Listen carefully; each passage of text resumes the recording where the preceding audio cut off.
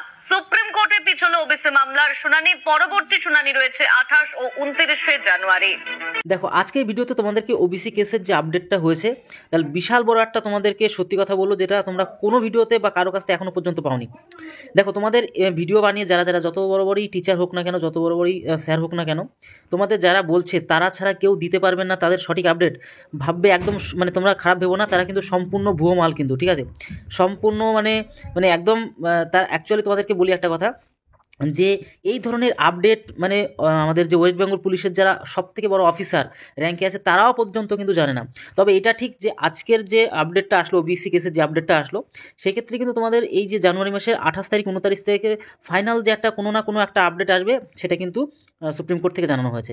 তো তোমরা কিন্তু ওই ডেটটার উপর নির্ভর করে কিন্তু আপাতত দৃষ্টিতে কিন্তু মানে একটু শান্ত থাকতেই পারো। কারণ আজকের 7 তারিখে যেই আপডেটটা আসলো, সেই আপডেটে এটাই শুধুমাত্র বলা হয়েছে যে আজকের সমস্ত রকম যা ডিটেলস তারা দেখে নিয়েছে, সেক্ষেত্রে ফাইনাল লিস্টটা তারা বের করবে এই জানুয়ারি মাসের 28 থেকে 29 তারিখের মধ্যে, ঠিক আছে?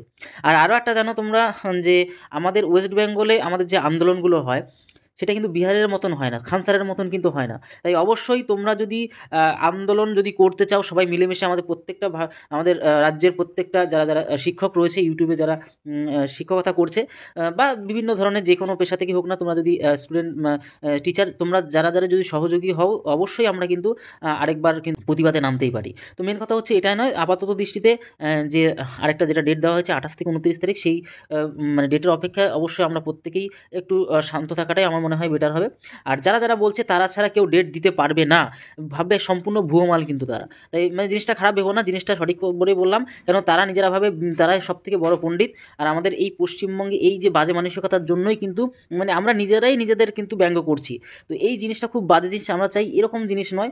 তোমার ক্রিয়েটিভিটির উপর তোমাকে কিন্তু মানুষ চিনুক। এই যে ফালতু কথাবার্তার মাধ্যমে নিজেদের ক্ষতি আমরা অ্যাকচুয়ালি নিজেরাই ক্ষতি করি। মানে একজন কোনো যদি ভালো কিছু করে তারই আমরা লেজ ধরে টানাটানি করি। তো এই জিনিসটা খুব বাজে জিনিস আমাদের পশ্চিমবঙ্গের মধ্যে আমি দেখেছি। কিন্তু আমি একটা জিনিস খেয়াল করেছি, আমাদের যে বিহারের খান স্যার কিন্তু এই জিনিসটা কখনোই করে না, বা অন্যান্য জায়গার শিক্ষকরা কিন্তু এই বাজে মানসিকতা কিন্তু কখনোই করে না। তাই তোমাদের প্রত্যেকের কাছে রিকোয়েস্ট, তোমরা এরকম আজে বাজে ব্যবহার কারোর সাথে করতে যেও না, কারণ আলটিমেটলি আমাদের নিজেদেরই ক্ষতি। তো সামান্য একটা আপডেট তোমাদের আসলো, সেই বিষয়ে তোমাদেরকে বলে দিলাম। তোমরা এই ক্ষেত্রে একটা জিনিসই করতে পারো, আপাতত দৃষ্টিতে চুপচাপ ঠান্ডা মাথায় প্র্যাকটিস সেটগুলো চালাতে পারো।